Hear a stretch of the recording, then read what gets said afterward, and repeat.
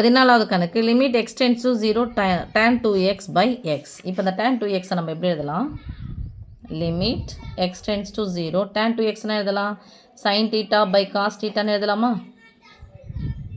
ஏற்கனவே x இருக்குது பையில் இன்ட்டு எக்ஸ்னு எழுதுகிறோம். இப்போ எனக்கு ஃபார்முலா என்ன சாமி? Limit x tends to 0 sin θ by θ equal to 1. இதுதான் எனக்கு ஃபார்முலா. அப்போங்க sin 2xன்னு இருக்குன்னா பை 2x எனக்கு வரணும். பை 2xக்கு பதிலாக அங்கே ஒரு எக்ஸ் தான் இருக்குது. இந்த காஸ் 2xல இந்த எடுத்துக்காதீங்க, இது வேறு. இது காஸ் 2θ ஃபார்முலா இந்த இதுவில் இருக்குது, சாரி அந்த வடிவத்தில் இருக்குது.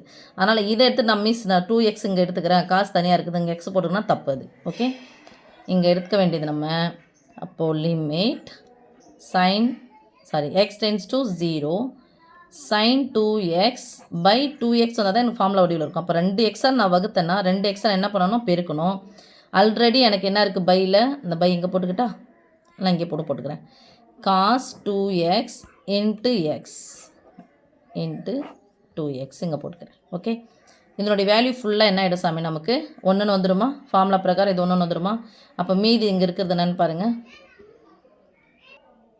ஸோ மீதி இருக்கிறது இன்ட்டு எக்ஸ் இருக்கா, இந்த எக்ஸும் இந்த எக்ஸும் என்ன ஆகிடும்? கேன்சல் ஆகிடும். மீதி இருக்கிறது 2 2 பையில் 2x அப்படி தான் இருக்குது. நான் வேல்யூ சப்ஸ்டியூட் பண்ணிக்கிறேன். Limit x tends to 0 cos 2x that is equal to, நல்லா பாருங்கள் சாமி, cos 2 இன்ட்டு எக்ஸ்னுடைய வேல்யூ என்ன நான் சப்ஸ்டியூட் பண்ண போகிறேன்? 0ன்னு போட போகிறேன். cos 0வின் மதிப்பு என்னது?